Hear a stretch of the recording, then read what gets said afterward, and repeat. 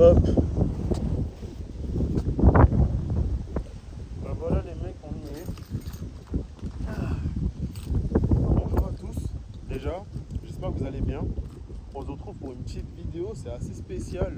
Ben, j'espère qu'on va m'entendre avec le vent. J'ai décidé de mettre ma petite baby à côté de moi, forcément. Je peux pas faire une vidéo sans elle maintenant.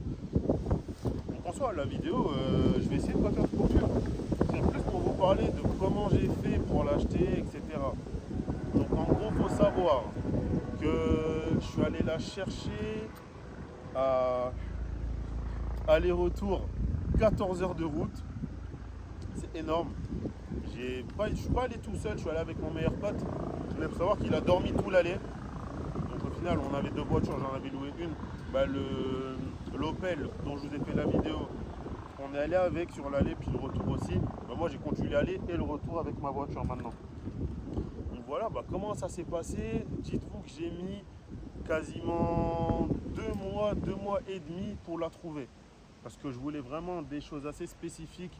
Je voulais l'intérieur en Alcantara, ciel de toit noir, si possible déjà stagé, ça m'évite de le faire avec une ligne double sortie d'échappement, jantes noires, Angel Eyes, tout le pack M135i, si possible les logos noirs. Enfin, je voulais un truc déjà tout fait. Parce que de base, moi je voulais en prendre une qui était, on va dire, vierge, et ensuite bosser dessus pour qu'au final ça donne un rendu qui est fait à ma main.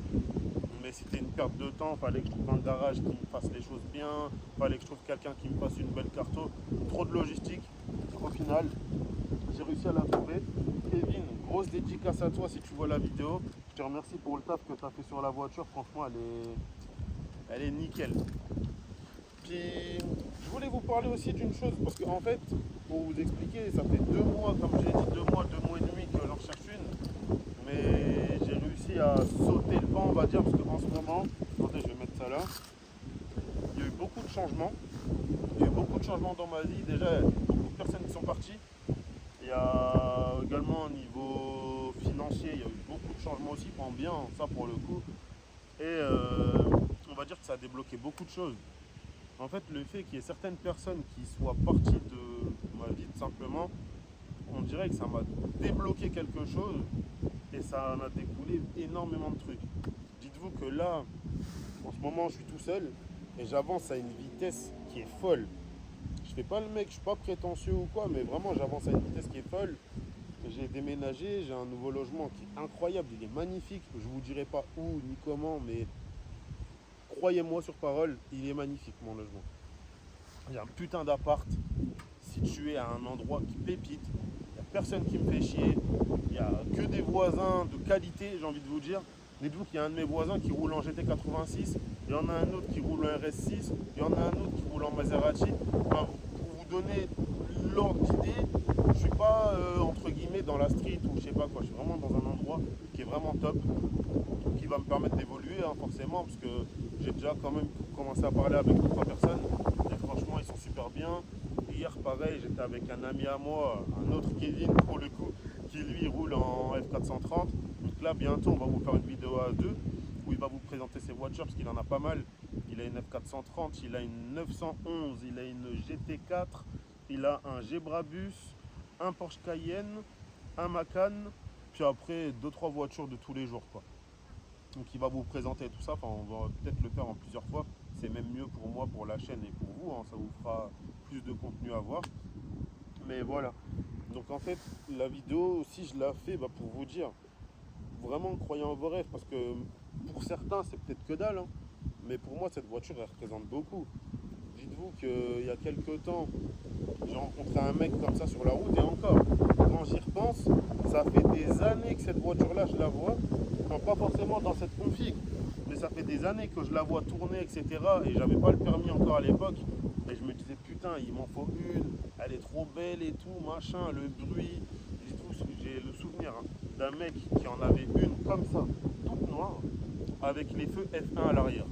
Enfin, le feu F1, imaginez, feu F1, full black, grosse sortie d'échappement, full vide teinté, et le mec il passait comme ça, tu le voyais pas arriver, t'entendais juste le bruit. Moi, ça m'a mis une claque, je me suis dit, mais dès que j'ai le permis, moi aussi je veux vivre ce genre de choses. Et au final, grâce à Dieu et grâce à moi, j'ai réussi à atteindre mes objectifs. vraiment croyez en vos rêves. Laissez personne vous dissuader de faire des choses, vous dire que non, ça ne marchera pas, ou même vous donner des conseils. Moi, le seul conseil que je peux vous donner, c'est un peu contradictoire, hein, mais vous allez mieux comprendre. Le seul conseil que je peux vous donner, déjà, c'est de ne pas écouter les gens. Et si vous avez la possibilité, achetez un tableau. Vous achetez un tableau vierge, un tableau blanc, et dessus, tu vas noter tous tes objectifs sur 6 mois, 12 mois et 5 ans. Et ton objectif, c'est d'atteindre les 6 mois. Une fois que tu as les 6 mois, tu vas atteindre les autres 6 mois. Une fois que tu as les autres 6 mois, redéfinis un objectif entre le 1 an et le 5 ans et tu te bloques dessus, tu suis cette ligne-là. Et croyez-moi, dégage, je vais me faire agresser par des insectes. Croyez-moi qu'en faisant ça, en notant tout sur papier, vous allez voir les choses, ça sera beaucoup plus clair. Et écoutez personne, partagez pas vos rêves à vos amis, puisque dans ce cercle-là, il y a énormément de gens au final, ils sont soit là pour s'assurer que votre vie est moins bien que la leur, soit il y a de la jalousie, mais vraiment, des personnes qui veulent vraiment votre réussite, il y en a très peu. Moi, dans mon cas, il n'y a qu'une personne, non, je suis un menteur, il y a 2 personnes, là tout de suite qui me viennent en tête, hein, les autres, vous m'excuserez, mais il y a 2 personnes qui vraiment ont été contents pour moi sur tout ce qui m'est arrivé là ces dernières semaines. Un, c'est mon meilleur pote qui m'a accompagné pour aller récupérer la voiture. Et il fallait voir, hein, dès qu'on est arrivé, le gars, il s'est levé, il s'est mis à côté de la caisse comme ça, et il a pu bouger. Il a fait que de regarder autour. Il regardait autour comme si c'était sa voiture. Et il était là, il me disait, mec, s'il te plaît, prends-en soin. Prends-en soin comme si c'est ta meuf et tout, parce que si t'en prends pas soin, mais je vais t'obliger de te frapper.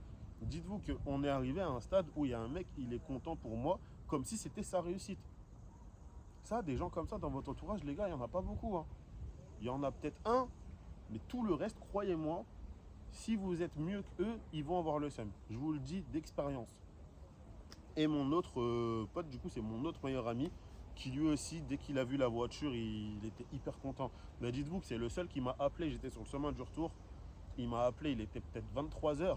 Il m'a dit, ouais, alors, qu'est-ce que tu fais et tout, la voiture, tu m'avais dit, tu allais la chercher samedi, ou peut-être samedi prochain. Mais moi, j'ai voulu le mitonner, je voulais lui faire la surprise. Mais au final, non.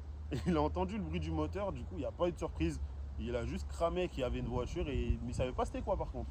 Donc moi, je lui ai dit, écoute, demain, on est dimanche, on va se voir, puis tu verras. Donc voilà, mais à part ça, également, je pourrais vous parler de quoi? Parce que la vidéo de base, je cherchais un spot bien pour vous montrer plein de trucs et vraiment prendre le temps de vous parler, etc. Vous donner des conseils si je peux me permettre, en tout cas sur ce biais-là. Parce qu'après, je vois pas en quoi je pourrais vous conseiller, et puis vous m'avez pas demandé de conseils aussi. Mais non, franchement, elle est hyper bien. J'en suis super fier. Enfin, dites-vous, je vais vous raconter. En fait, on va dire que avant que j'achète la voiture, donc la veille, j'ai eu mon appart. Pour vous expliquer hein, le cheminement. J'ai eu mon appart que j'ai meublé entièrement en un jour. Et c'est là que je réalise la chance que j'ai. J'ai 28 ans, ok, j'ai un travail, j'ai un CDI, je gagne bien ma vie, ok, c'est bien. Mais c'est pas tout le monde qui peut se permettre de trouver un logement et de tout meubler entièrement en un jour. Tu as payé tes frais d'honoraires, tu as payé ton premier loyer, tu as payé des conneries, tu vois, tes abonnements, électrique, gaz, machin, etc., tes Netflix et compagnie. Et tu vas à Confo, tu achètes des trucs à des 700 balles, 800, machin, nanani, tu montes tout le même jour. Et le lendemain, tu arrives à avoir la voiture de tes rêves. Mais en fait, c'est ce qui s'est passé pour moi. Si je suis transparent avec vous, c'est ce qui s'est passé pour moi. Et là, ce qui est bien, c'est que je commence à ressembler à l'homme que je veux devenir, à l'homme qui m'inspire. Parce que moi, il faut savoir que je me compare beaucoup à des personnes qui ont 10 fois, 15 fois, 20 fois plus que moi, mais ces personnes-là, c'est des darons. Demain, je vois un mec rouler en Porsche, il y a 1% de la population qui ont peut-être entre 20 et 30 ans qui roulent en Porsche. Le reste, c'est des darons. Moi, je me compare à ces gens-là, je me compare à des darons de 40, 50 ans qui, pour moi, financièrement, ont réussi. Ils ont leur maison, ils ont leur Porsche. Après que tu aies une femme, des enfants, personnellement, moi, ça, je m'en fous. J'ai pas besoin de meuf, je veux pas de gosse non plus. Donc, en soi, Ça, pour l'instant, en tout cas, ça m'importe peu, mais les enfants, jamais. Hein. Ça, on est d'accord. Les enfants, c'est mort. Mais une copine, là, tout de suite, je vois pas qu'est-ce qu'elle pourrait m'apporter de plus que ce que j'ai déjà. Mais forcément, quand tu te compares au haut du panier, on va dire, tu remarques pas tout ce que tu possèdes. Et là, le fait d'avoir fait 1000 allers-retours la semaine dernière, la semaine d'avant, etc., où je suis là, entre guillemets, je dois gérer tel dossier, je dois gérer tel truc, je dois faire ci, je dois faire ça. Là, j'ai pas eu le temps de me poser comme là je suis en train de faire et de me dire, ok mec, regarde, ça c'est ta voiture, ça c'est ton chez toi, ça c'est à toi, ça c'est à toi, là tu as placé des thunes ici, regarde ton taf, il te ramène ça, machin. Là je le vois que maintenant. Ça fait 2 semaines les gars, je le vois que maintenant. 2 semaines d'attente entre guillemets, 2 semaines pour réaliser en fait tout ce qui se passe. Parce que c'est allé trop vite. C'est allé trop vite. Et le pire, c'est que je sais que c'est pas fini. C'est ça qui est fou. C'est que je sais que c'est pas fini. Et dites-vous ce qui en a découlé. Depuis qu'elle est là et qu'elle m'accompagne tous les jours. Il y a des personnes bizarrement qui commencent à me coller. Il y a des personnes qui veulent être potes avec moi. Il y a des meufs qui calculaient pas avant, qui maintenant m'ont croisé 2, 3 fois. Il faut voir comment ça court derrière. Et il y a des meufs en couple qui viennent me parler. Enfin, c'est une dinguerie. C'est une dinguerie. Devant leur mec, hein. Devant leur mec. C'est une dinguerie. Tout ça pour du matériel. Pour moi, c'est pas du matériel. Pour moi, c'est un symbole de réussite. Pour moi, ma réussite, elle est là. J'ai atteint mon objectif dans l'automobile. Je suis passionné de voiture. Et je suis grave fier de moi. Et ça, il n'y a personne qui pourra m'enlever. Aujourd'hui, je suis heureux. La période, elle a été compliquée. Il s'est passé mille choses. Il y a eu des hauts, il y a eu des bas. Depuis peut-être 3, 4 ans, on va dire que ça allait pas trop là dans la tête mentalement. Maintenant, là, aujourd'hui, il faut voir comment j'ai confiance en moi. Il n'y a rien qui peut m'arrêter. Là. Rien, sur tous les points. Physiquement, mentalement, spirituellement, ça c'est encore à travailler. Parce que bon, c'est un autre débat. Ça, j'en parlerai si jamais vous souhaitez que je fasse une vidéo sur la spiritualité. Vous me l'écrivez en commentaire, on pourra en parler. Mais sinon, grâce à Dieu, tout va bien. J'ai de quoi manger, j'ai de quoi dormir, j'ai de quoi m'habiller, j'ai de quoi j'ai un moyen de locomotion qui plus est incroyable. Mon appart, même si j'ai de quoi dormir, il est incroyable. Enfin, je suis là quand même. Je suis ici, je suis pas ici, je suis ici. Et je me compare pas, entre guillemets, c'est pas arrogant de ma part. Hein. Je réalise juste ce que j'ai. Et franchement, le chemin que j'ai parcouru pour en arriver à là, il n'y a aucun monde possible où j'aurais imaginé avoir l'appart que j'ai. Ça dans un premier temps. La voiture, c'était certain que j'allais l'avoir. Mais pour moi, dans mes plans, j'allais l'avoir en septembre. En gros, entre septembre, octobre, voire même décembre. Avec les calculs que j'avais faits, etc., je m'étais dit, bon, en prenant en compte le fait qu'il faut la préparer, si jamais je dois changer les sièges, les jantes, les ci, les ça, je me suis laissé un petit intervalle de 3, 4 mois en plus supplémentaire pour préparer le tout et arriver à mon objectif final. Au final, les gars, ça s'est passé rapidement. Comme quoi, dans la vie, comme ça, en un claquement d'œil, en un claquement de doigts, en un battement de cils, en ce que tu veux, ta vie, elle peut changer. Et c'est une question de choix. Moi, on m'a déjà demandé, hein, comment t'as fait pour acheter ça? Bah gros, si je te raconte vraiment, est-ce que tu serais prêt à faire les sacrifices que j'ai fait, réellement? Quand des fois je vous mets en vidéo, on est toujours bien accompagné. Il n'y a pas de passagers les gars. Je suis toujours tout seul, donc questionnez-vous sur ça. Je suis habitué à être seul. Je suis toujours tout seul, dans le sens où demain si on me croise, soit je suis avec mon meilleur ami numéro 1 ou 2. À part ça, il n'y a personne. Il n'y a pas de meuf, il n'y a rien. Donc est-ce que tu es prêt à sacrifier ton couple et ta vie sociale pour arriver à tes objectifs, mais le faire vraiment? Et c'est plutôt ça qu'il faut regarder, tu vois. Là, on n'est pas dans le sport, entre guillemets, il faut que tu fasses attention à comment tu manges, que tu as été entraîné, etc. Non, là, c'est encore plus gros que ça. Il y a tellement eu de sacrifices, les gars, vous vous rendez pas compte. Les nuits où tu es là, tu pleures, les nuits où tu es énervé, où tu n'arrives pas à dormir parce que tu te dis putain, regarde, il y en a, ils vivent à Dubaï, ils sont blindés, ils ont ci, ils ont ça, machin, etc. Tu es là, tu cherches tous les moyens pour faire des thunes, alors que tu as déjà un travail, tu vois, genre, tu étais déjà bien. Mais ton objectif, il est tellement haut que tu as l'impression de rien avoir. C'est une dinguerie. Dis-toi, il y a une phrase de Renoir, paix à son âme, qui dit, en gros, il fait une phrase en mode j'ai tout, mais même avec tout, je me sens encore pauvre. La phrase, elle est choquante. On parle d'un mec, les gars, en 4 ans, il a plié le rap. Hein. Il a tout niqué. Il a tout raflé. En 4 ans, je me sens encore. En 4 ans, en ayant tout, je me sens encore pauvre.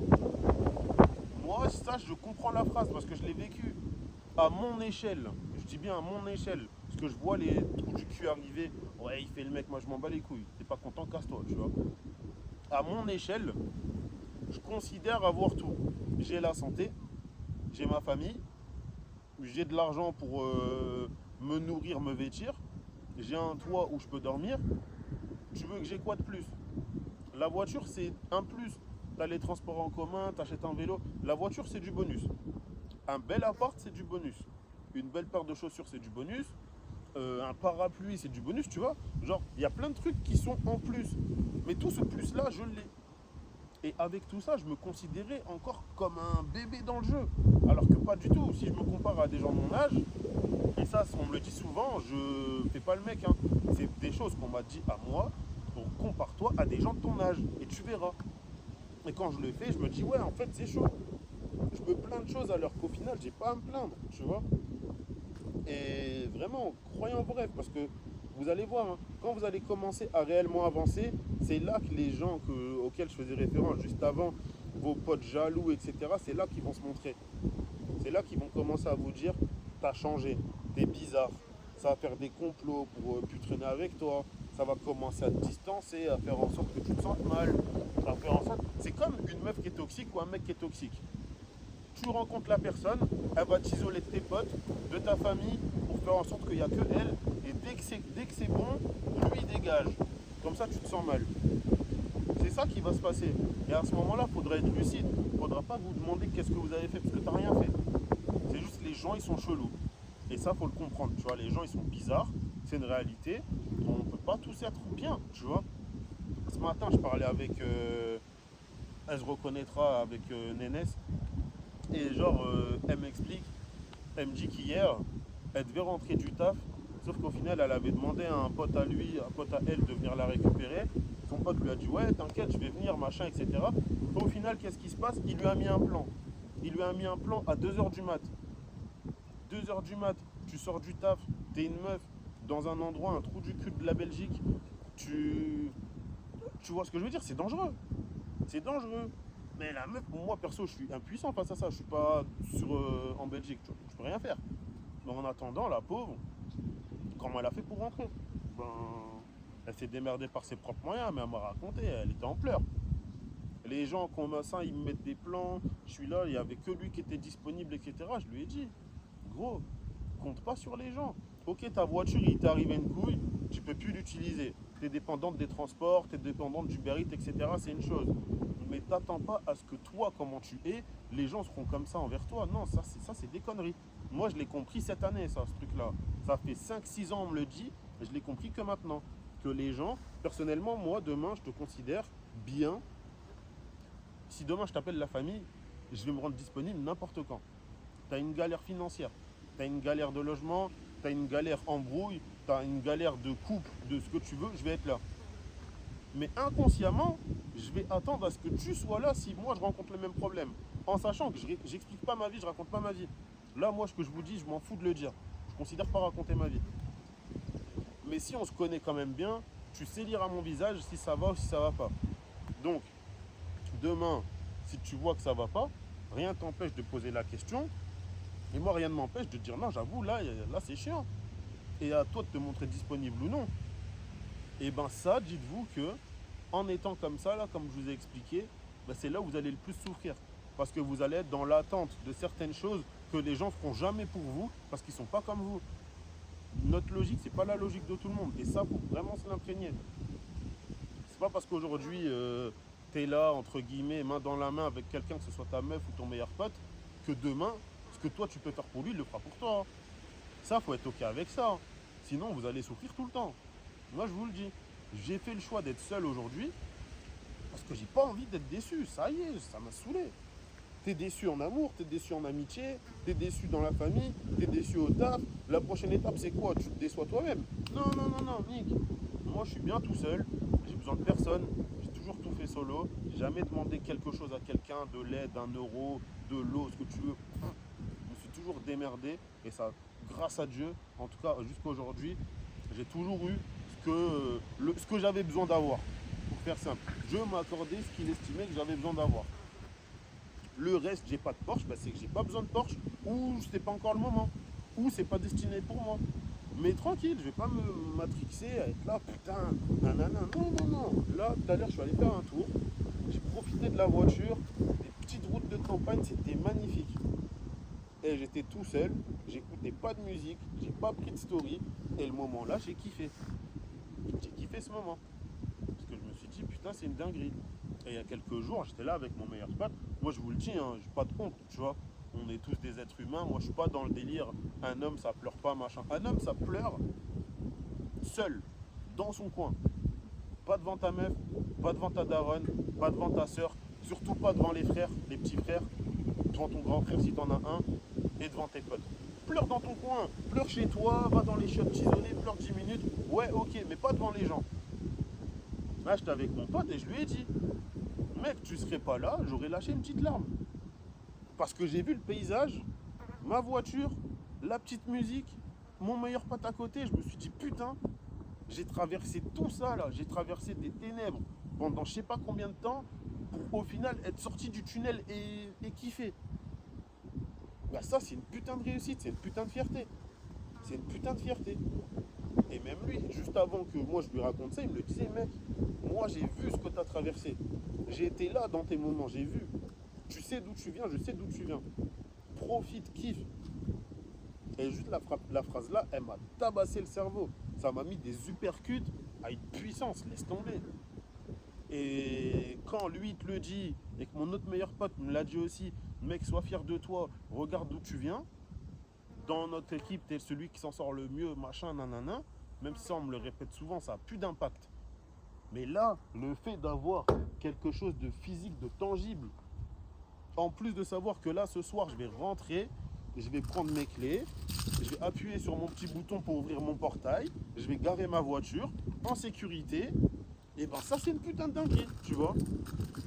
Je veux dire que là, j'ai les clés de chez moi, j'ai les clés de mon parking, j'ai le double de mes clés, j'ai mes badges, j'ai tout ce qu'il faut, tu vois. J'ai besoin de personne, en vrai. Et c'est pour ça. Pensez à votre gueule, soyez égoïste, vous avez le droit. Demain, tu es dans une relation, ça va plus, et ben, force-toi à partir. Reste pas dans le peut-être que non, parce que ça, c'est toxique envers toi, et c'est toxique envers la personne. Crachez pas dans ce que vous avez bu, ou dans les personnes que vous avez fréquentées, etc. Parce que demain, si t'arrive quelque chose, par exemple, je sais pas moi, ta meuf, elle te fait une crasse, c'est ta faute. C'est pas la faute de ta meuf, c'est à cause de toi. Parce que c'est toi qui l'as fait rentrer dans ta vie. Tu l'as fait rentrer dans ta vie, t'as pas mis les limites quand il fallait les mettre, t'as pas expliqué les principes que toi t'aimais, que t'aimais pas, etc., tes valeurs et tout. Si la personne elle vient te niquer, en vrai, c'est à cause de toi. Demain, je te ramène chez moi, je te connais pas, tu voles un truc, je vais dire c'est ta faute. Dans les faits, t'es un enculé, mais dans les faits, je suis un enculé aussi.